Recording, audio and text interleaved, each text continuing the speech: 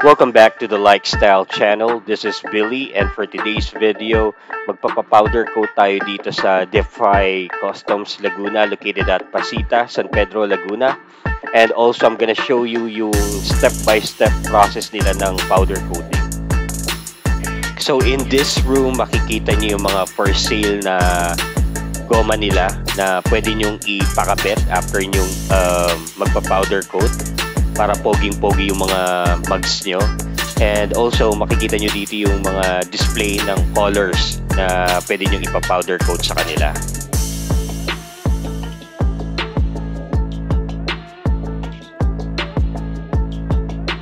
So, tinatanggal na ni boss yung gulong natin sa likod. And the good thing about Kimco Like 150i is hindi mo na kailangan tanggalin yung fairings and yung shocks para matanggal yung gulong sa likod. Kaya hindi nahirapan si kuya tanggalin yung mga gulong even sa harap na gulong.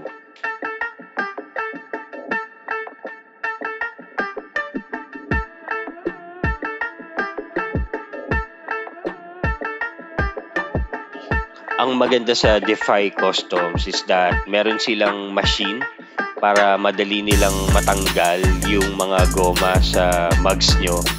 And also para madali din maikabit yung mga goma sa mugs without damaging it.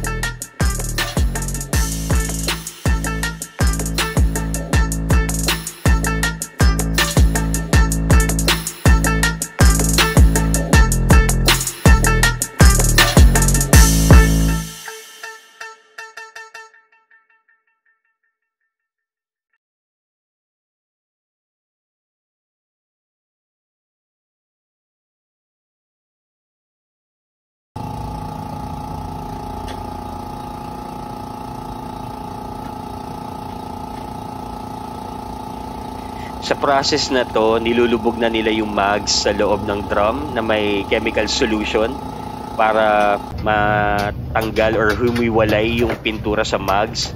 And the estimated time na nakalubog yung mugs is about 15 to 20 minutes. And then after that, i-pressure wash na nila yung mugs since nakahiwalay na yung pintura para to wash them off.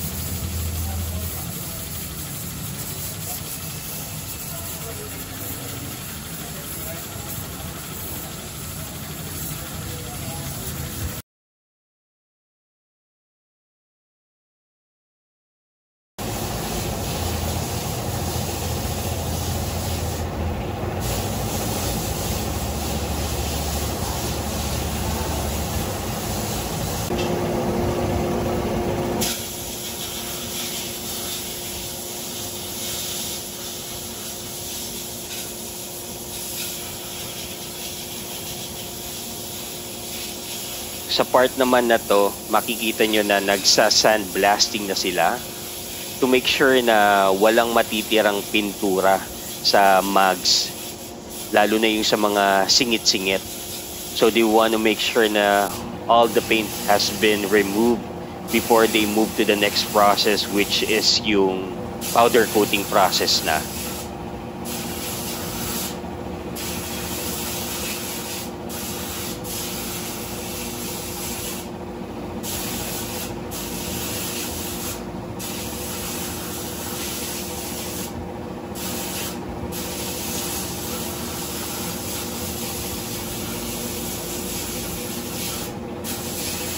After nga pala nilang mag-sandblast, i-pressure wash ulit nila yung mugs para to wash off yung mga sands sa mugs for preparation sa powder coating.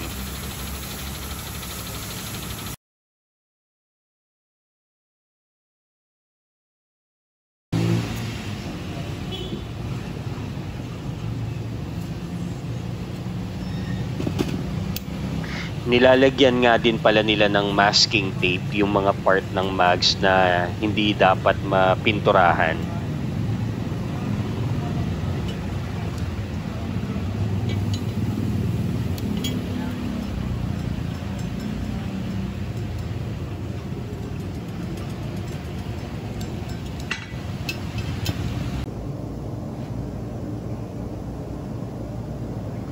This is the most exciting part for me, yung pagpa-powder coat mismo kasi nakikita mo na nagkakakulay na yung mugs and it's really different from what it used to be. So lalo akong na-excite na makita na nakakabit na yung mugs sa motor ko.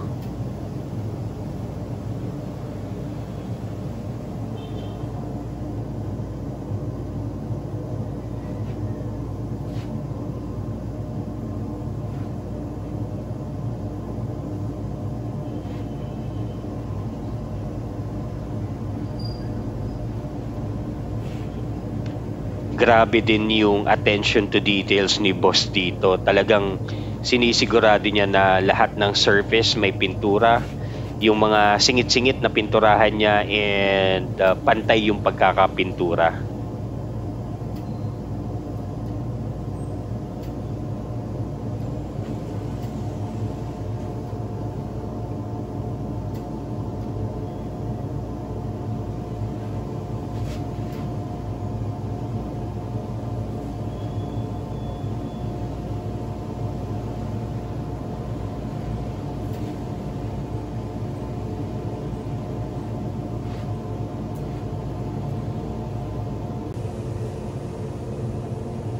Ito nga pala yung napili kong pintura, Forge Charcoal yung name. Pero ipapa-wet look ko rin siya para talagang maganda yung kakalabasan.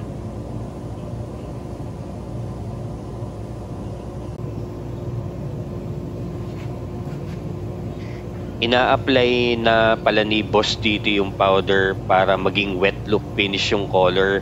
So para siyang clear coat. Wet look nga pala yung pinili kong finish over sa matte finish para close to gunmetal talaga siya.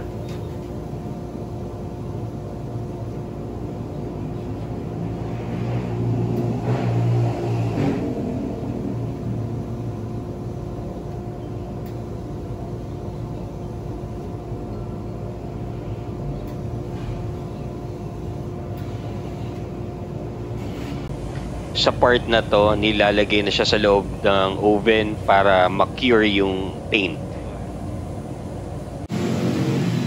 So, after 30 minutes inside the oven, isasampay na siya dito sa labas para palamigin before ikabit ulit yung gulong sa mugs.